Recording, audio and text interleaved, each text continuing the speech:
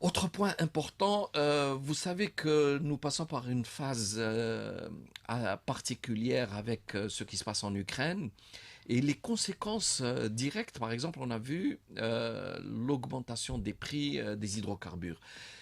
Cette augmentation ne vient pas simplement du fait du conflit en Ukraine, puisque petit à petit le monde entier rentre dans une phase de rareté des hydrocarbures. S'il y a une augmentation structurelle des prix, cela va entraîner par exemple une baisse de la compétitivité des entreprises industrielles en Europe.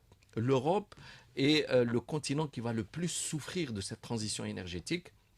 Ils n'ont pas de matières premières essentielles, ils n'ont pas de pétrole, ils n'ont pas de gaz.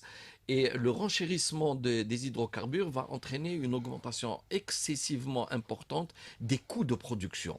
Or, l'Algérie est juste à proximité du vieux continent.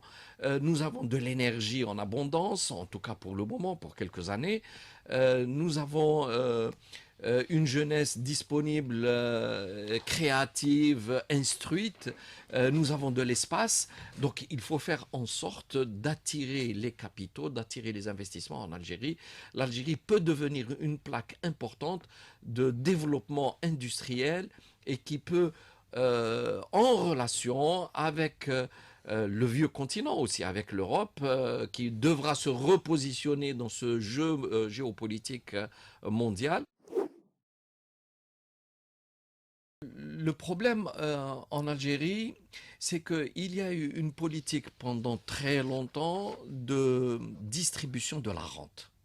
Et la distribution de la rente entraîne petit à petit vers des dérives consuméristes parce que le citoyen algérien considère que c'est son droit d'avoir un soutien des prix, des subventions, d'avoir accès au logement gratuitement, d'accéder à tous les besoins.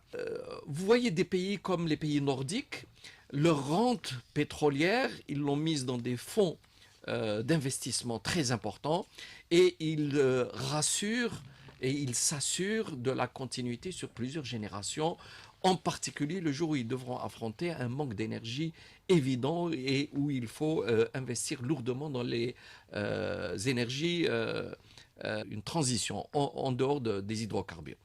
Et donc en Algérie, il faut revoir notre système de fonctionnement. D'abord, encourager très fortement l'investissement, la production, diminuer les importations, d'accompagner les franges les plus fragiles de la population. Il faut tout de même faire prendre conscience aux Algériens qu'il n'est pas possible de vivre sur la rente éternellement.